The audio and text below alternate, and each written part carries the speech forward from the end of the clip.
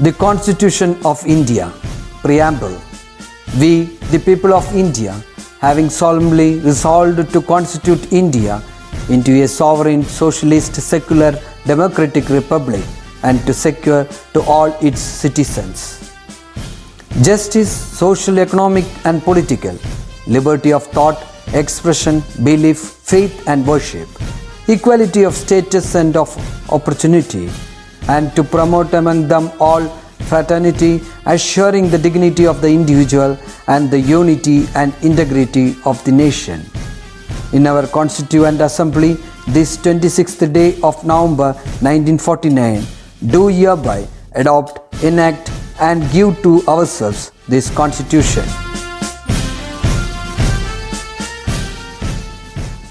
സുഗതകുമാരി സ്വാതന്ത്ര്യസമര സേനാനിയും കവിയുമായിരുന്ന ബോധേശ്വരൻ്റെയും സംസ്കൃതം പ്രൊഫസറായിരുന്ന കാർത്യായനി അമ്മയുടെയും മകളായി 1934 ജനുവരി 22 ആറന്മുളയിൽ ജനിച്ചു.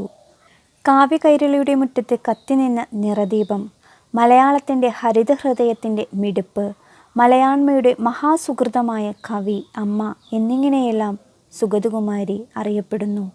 പരിസ്ഥിതിയെപ്പറ്റി ഇത്രയും ആകുലപ്പെട്ട മറ്റൊരു ജീവിതം കാണാൻ പ്രയാസമായിരിക്കും. സഹ്യനേൽക്കുന്ന ഓരോ മുറിവും അവരെ വേദനിപ്പിച്ചു. അതിനായി ഐതിഹാസികമായ സമരങ്ങൾ നടത്തി, പരിഹാസശരമേറ്റു മുറിയാതെ കവിതകൾ എഴുതി, സൈരന്ധ്രി വനത്തെ കാത്തുസൂക്ഷിച്ചു, കൃഷ്ണവനത്തെ പരിപോഷിപ്പിച്ചു, പള്ളിയോടങ്ങൾ ചാഞ്ചാടുന്ന പമ്പാതീരഭൂമിയെ കവരുന്നതിനെ എതിർത്തു.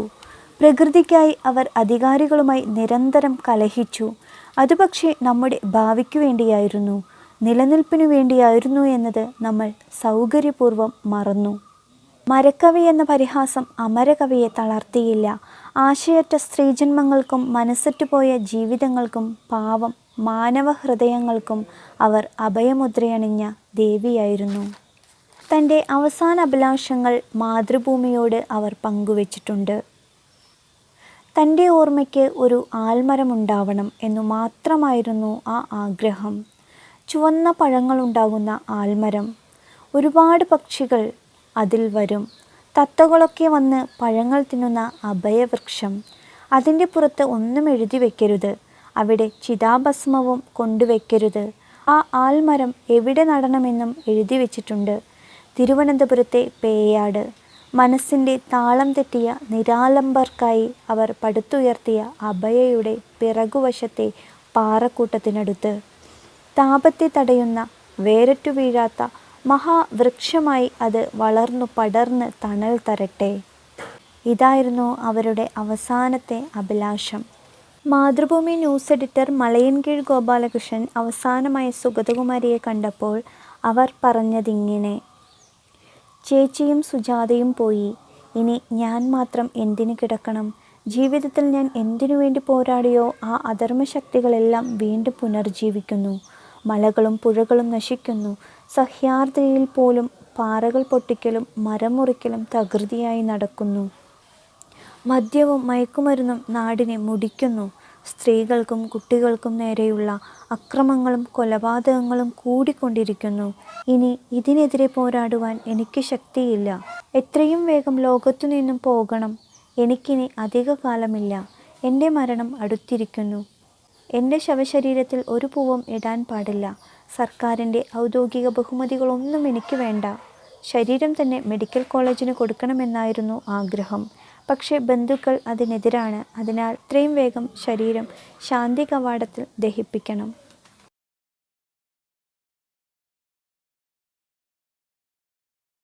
Hi, today I am moving on to the next unit and the second part of our book.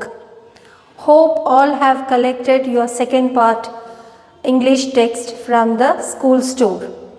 So, before moving on to the next unit, let's recollect the theme that we learned from the previous unit. Yes, what did you learn, children? We learned the importance of values, right? So, here in the first chapter of the previous unit, we learned about the narrator A.J. Cronin, who saved the life of a young man. Then we learned about Chimamanda Ngozi Adichie, who is an African and who says about the danger of a single story. Right, children? The third one was a poem, the Ballad of Father Gilligan. You can see in the poem that Father Gilligan was struggling hard to save the life of his parishioners. So, from these 3 chapters, we have learned some values which we have to inculcate in our life and also which we have to implement in our life. Right, children? Holding on all these values, let's move on to the next unit where I am going to take you to a fancy world. And the unit name is titled as Flights of Fancy. So, before moving on to the next chapter, let me ask you, how does our school honor the students for bringing out their creativity or for their various achievements that they get? Yes, of course you know that the school gives trophies for it. So here is a story of an award. An award given to an outgoing student for coming out with a flying colors, consequently 8 years.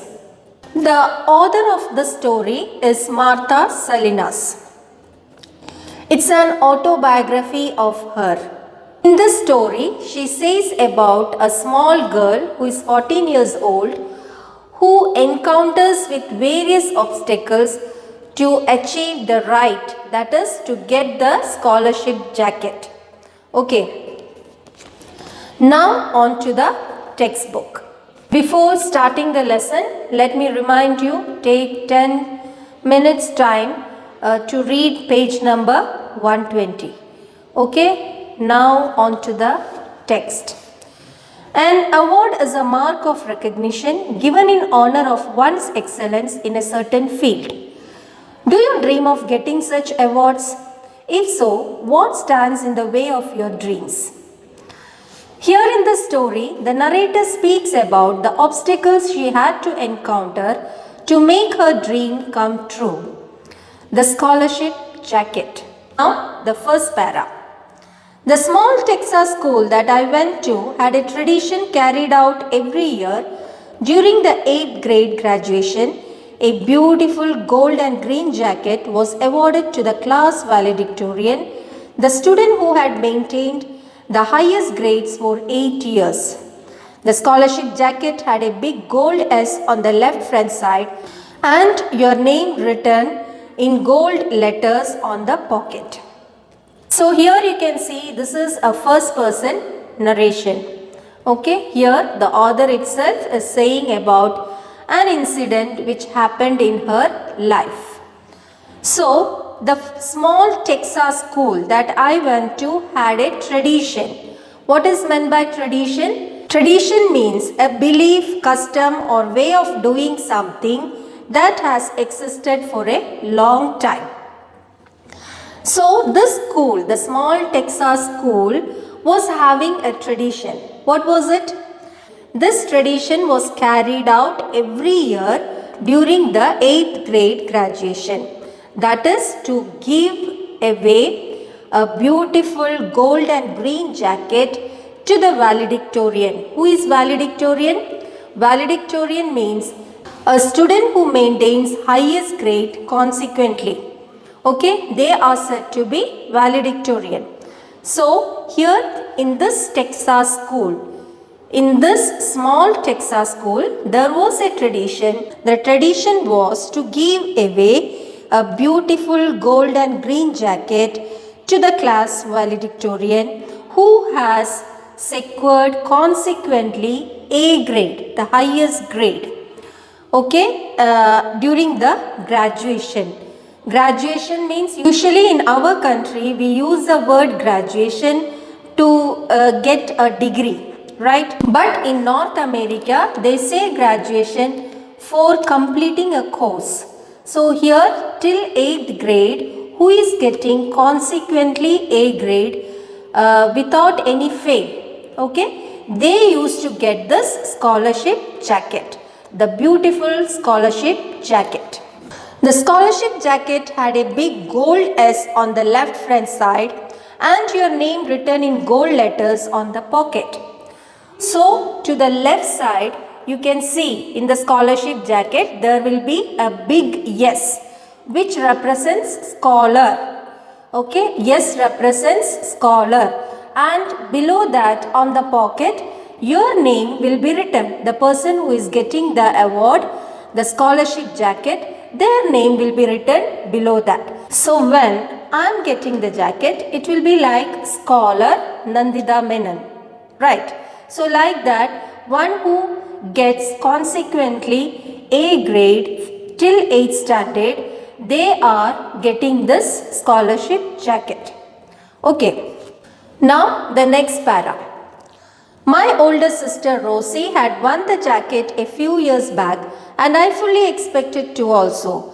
I was 14 and in the 8th grade. I had been a straight A student since the first grade and this last year had looked forward very much to owning that jacket. My father was a farm laborer who couldn't earn enough money to feed 8 children. So when I was 6, I was given to my grandparents to raise. So what did you see here? You can see my older sister Rosie. Rosie, sister of Martha Salinas, had won the jacket a few years back and she too expected to get this jacket. I was 14 and in the 8th grade. Now she is 14 years old and she is in 8th grade. I had been a straight A student since the first grade and this last year had looked forward very much to owning that jacket. From first standard onwards or first grade onwards, she was maintaining this A grade till 8th standard or 8th grade. Okay, so she was looking forward. What is meant by looking forward here? Looking forward means she was expecting to get this scholarship jacket and she was waiting with very excitement. That is the meaning of looking forward here. And when you use the phrasal verb look forward, you have to follow with ing form of the main verb. That's why you can see here looked forward very much to owning that jacket. Owning is the main verb here with the ing form. Okay, this is a format to write the phrasal verb look forward. Look forward should follow with the ing form of the main verb. My father was a farm laborer who couldn't earn enough money to feed 8 children. So she's saying that, Martha is saying that her father was a farm laborer, not a farmer. He was a farm laborer and he was unable to feed 8 children. So she was given to her grandparents. Okay, now the third para. We couldn't participate in sports at school because there were registration fees, uniform cost and trips out of town. So even though our family was quite agile and athletic, there would never be a school sports jacket for us. This one, the scholarship jacket, was our only chance. So in the previous para, you might have seen that she is expressing or she is saying about the financial condition of her family. They were very poor and her father was having 8 children. They couldn't afford to look after these 8 children. So she was given to the grandparents. She is clearly saying about the financial condition which was there in her family. We couldn't participate in sports at school because there were registration fees. So she is saying that she couldn't participate in sports because there was registration fees, uniform cost and trips out of town. So for this all she had to spare money. That was not there with them. Means she was not able to spare money for all these things. Okay, so even though our family was quite agile and athletic, even though the family members were agile means able to move quickly and easily. They were agile and athletic. Athletic means physically strong. So they have the qualities of a good sports person, but due to the expenses to be incurred in this sports, she didn't participate in any sports items. Okay, so her only aim was to get the scholarship jacket. Now moving on to the next para. In May, close to graduation, spring fever had struck as usual with a vengeance.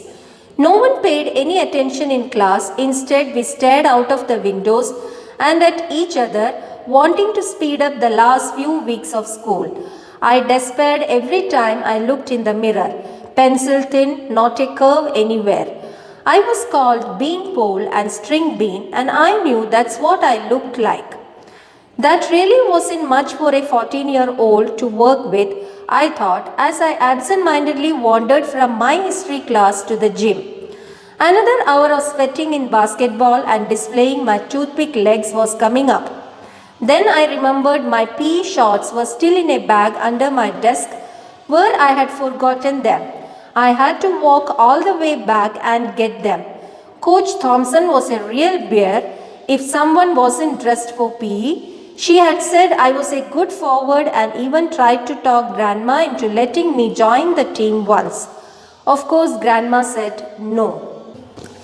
So in this para, you can see in May, close to graduation, the closing time of the academic year, spring season was there, and the spring fever had struck us as usual with a vengeance. With a vengeance is an idiom, means to a greater degree than expected. So here you can see the May month, that is the closing of the graduation. There was a strong spring fever in everyone's mind. You should understand the mindset of the children there, okay, in this para.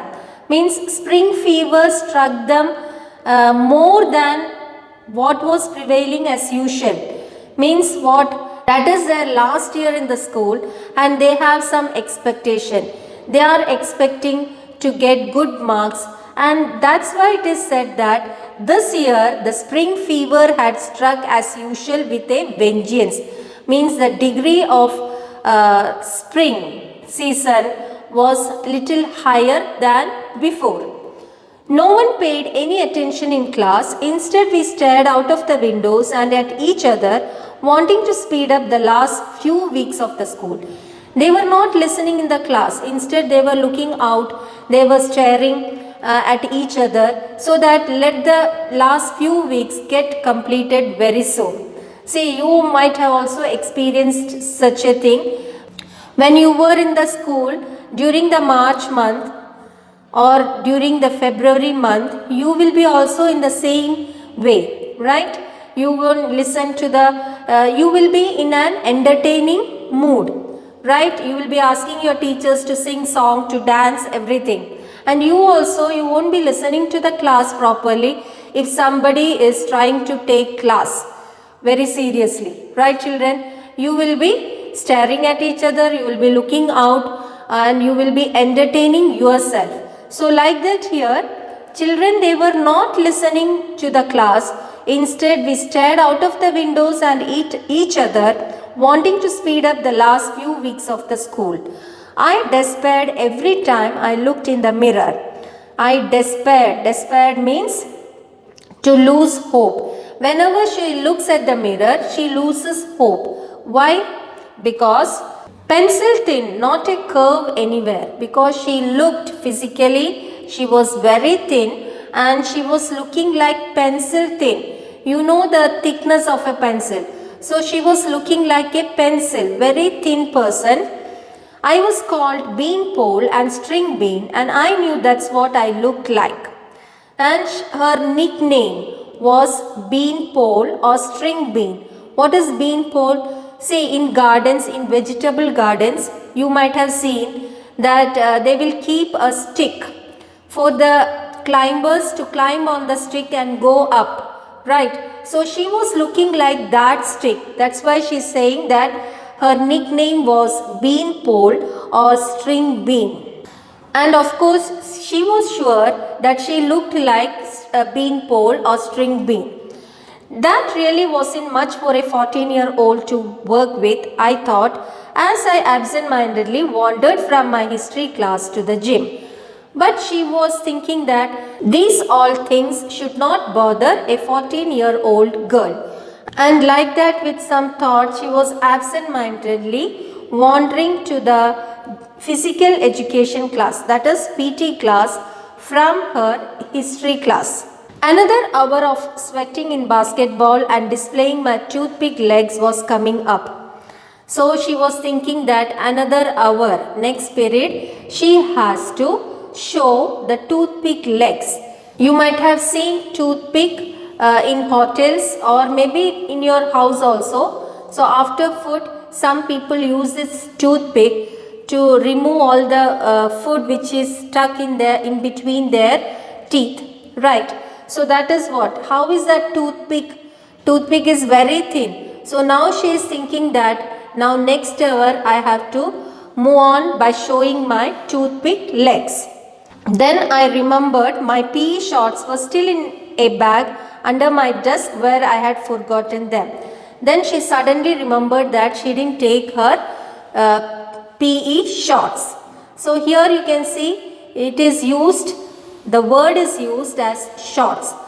So whenever we say about clothes, we have to use it in plural form, pants, shorts. We cannot say pant or shorts. Pant means, if you say pant, it means panting, taking breath in and out very fastly after a running or something like that.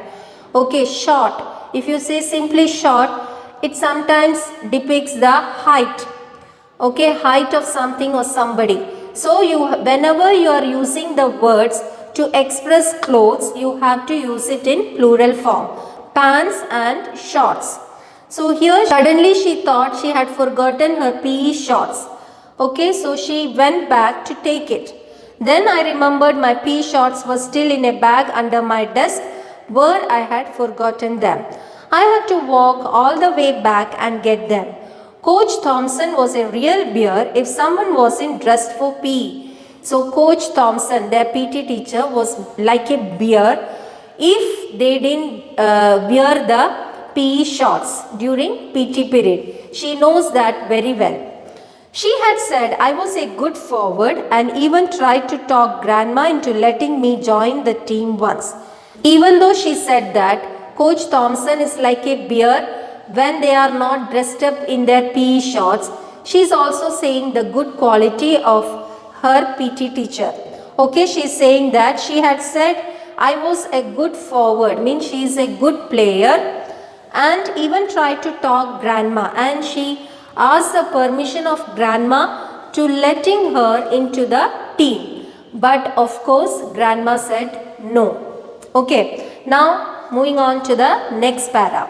I was almost back at my classroom door when I heard voices raised in anger as if in some sort of argument.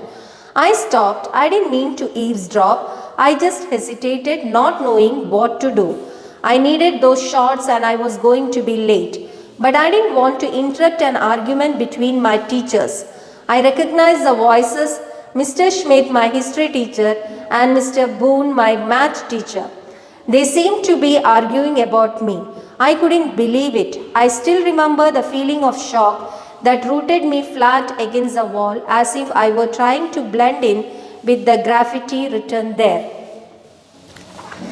So what did you see in the next para? I was almost back at my classroom door when I heard voices raised in anger as if in some sort of argument. When she reached near her classroom to take her PE shorts, she heard a big noise like a sort of argument. Okay? I stopped. I didn't mean to eavesdrop. When she heard the voice, she just stopped. Okay? And she never meant to eavesdrop. Eavesdrop means she never meant to listen the talk secretly. Okay? I just hesitated, not knowing what to do. And she was hesitant now whether she want to get inside the classroom or she want to go back to the PT class. She was hesitant what to do now. I needed those shorts and I was going to be late, but I didn't want to interrupt an argument between my teachers. She was sure that she need that PE shorts, but at the same time she don't want to interrupt the argument between her teachers. That shows her respect towards the teachers. I recognized the voices, and she was able to recognize the voice. It was Mr. Schmidt, her history teacher, and Mr. Boone, her math teacher. They seemed to be arguing about me. I couldn't believe it. And by hearing some words from the argument, from the voice which she heard, she understood that it was something about her. She understood that the argument was about her. And she couldn't believe that. I still remember the feeling of shock that rooted me flat against the wall, as if I were trying to blend in with the graffiti written there. She still remembered what had happened on that day. She was shocked to hear the argument, and that too about her by her teachers. Okay, and she's saying that shock that rooted me flat against the wall. Due to the shock, she was rooted flat on the wall. Means it was like she was blending with the graffiti on the wall. Graffiti means some writings will be there on the wall. So she got blended to the graffiti on the wall. That much she was shocked. See, when you hear some shocking incident, what will happen? You feel weightless.